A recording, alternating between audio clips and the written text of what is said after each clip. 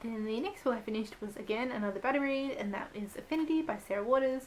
I was reading this one with Eleanor from Ella Reads Books and Nicole from Dorker Brain. Unfortunately, Eleanor just wasn't feeling this one and pulled out, but Nicole and I finished this one, and as with all Sarah Waters, I really enjoyed this.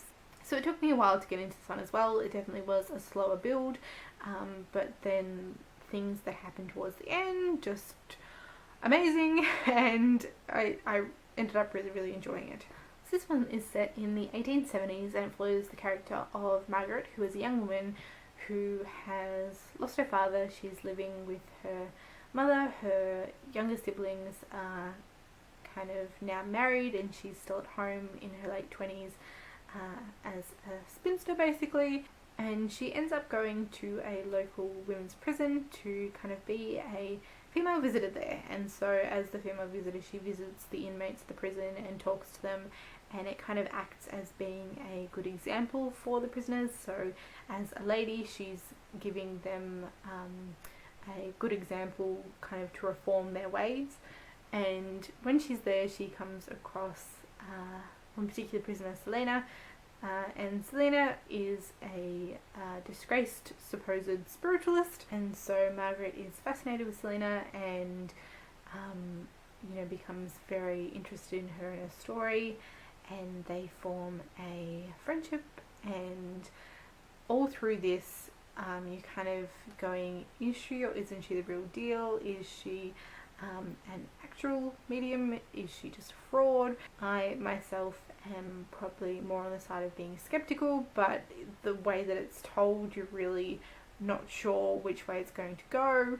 I'm not going to talk about where the storyline necessarily goes, but it absolutely floored me, as I should expect from Sarah Waters by now. We had some really interesting discussion, and when we finished kind of talking about different theories of what was going on, and just anything could be plausible with the Sarah Waters book, because, and everything I was thinking and kind of going around, it just ended up in a direction that I hadn't foreseen. There was a lot of talking through thoughts and feelings about this one, which was really great. I think it was a good book to do as a buddy read. The next book I completed was my Agatha Christie for the month, and that was The Hollow. This is another one that was to be a buddy read with Ellen from Ella Reads Books and Nicole from Dorker Brain, but this time Nicole dropped out, so I read this one with Eleanor.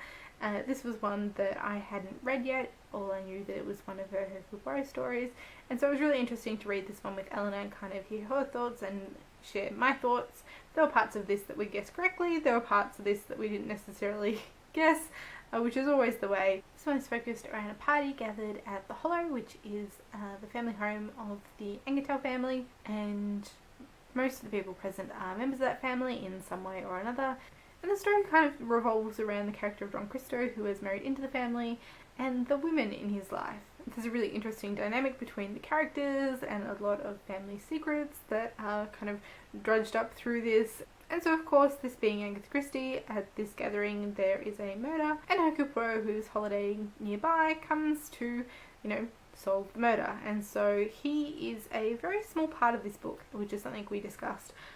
We don't get to see a lot of Poirot. He doesn't really appear till quite a far way into this, which does happen with her books. Sometimes he's a very big part of it, sometimes he's just kind of in the background.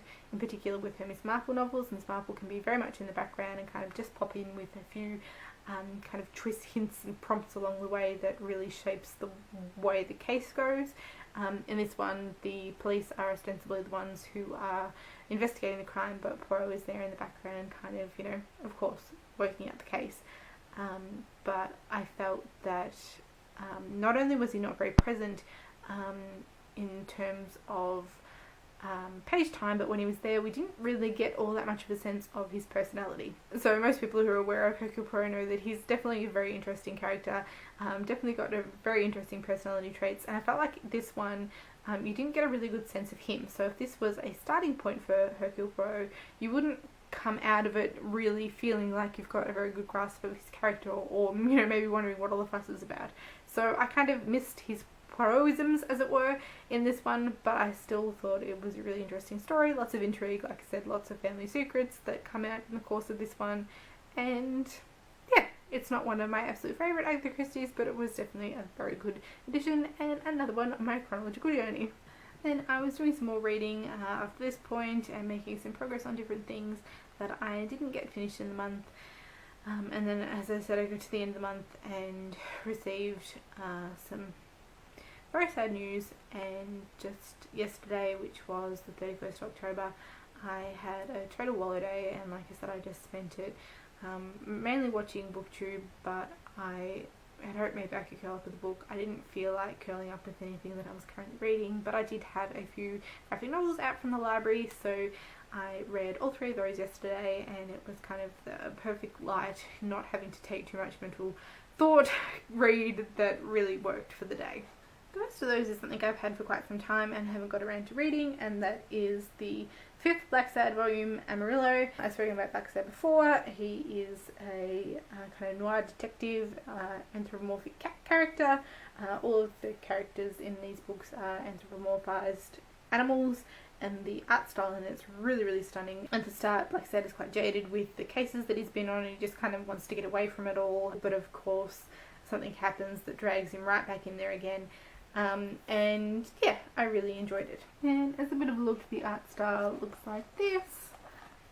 So often there's quite muted colour schemes, but all of the characters are really, really lovely. Next up is something that I have been eagerly awaiting, and it finally arrived, and that is Saga Volume 5. So there's really not all that much I have to say about this.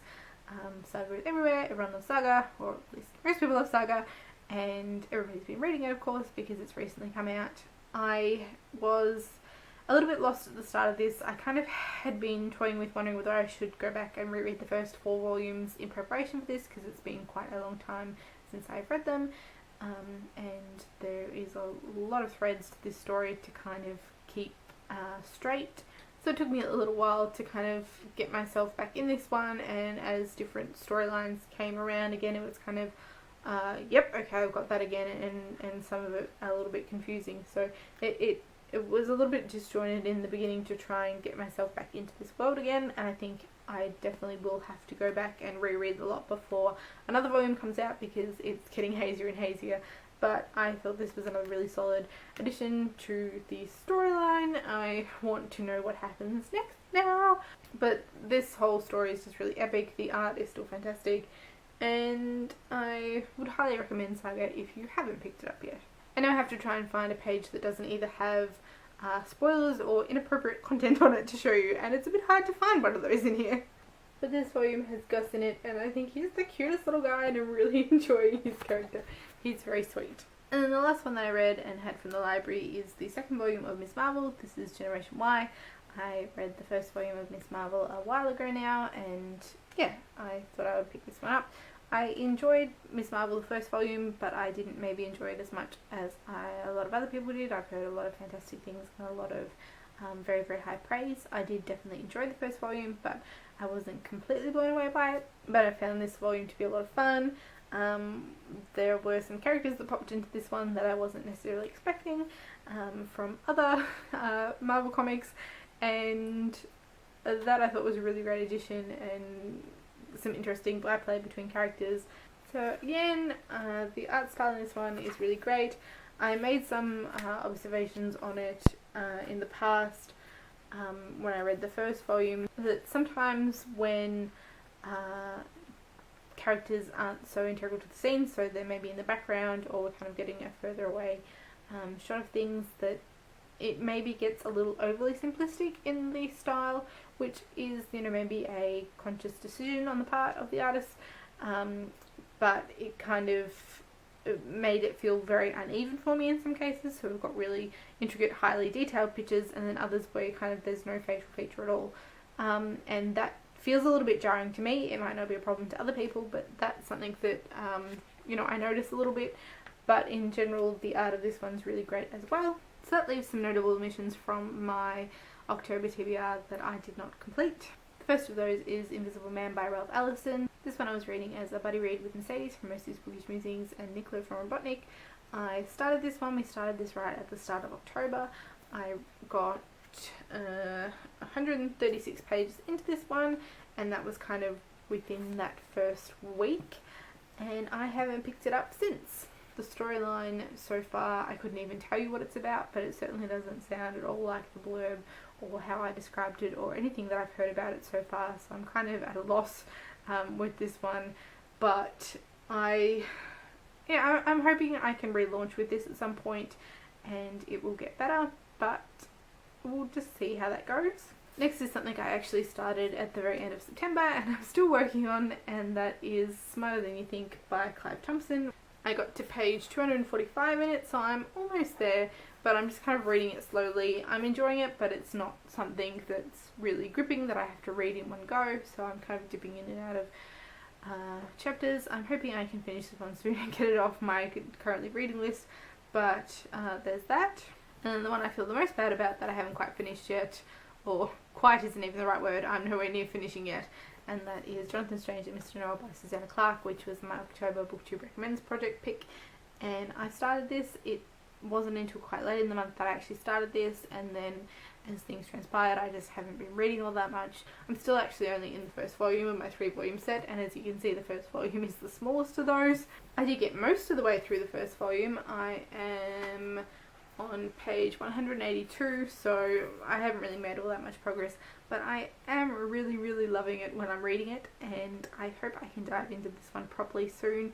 So these are the books that I was able to complete during the month, as well as making some progress on some others. If you've read any of these ones or have any questions, do let me know in the comments. As always, thank you all for watching, and I'll see you next time. Bye!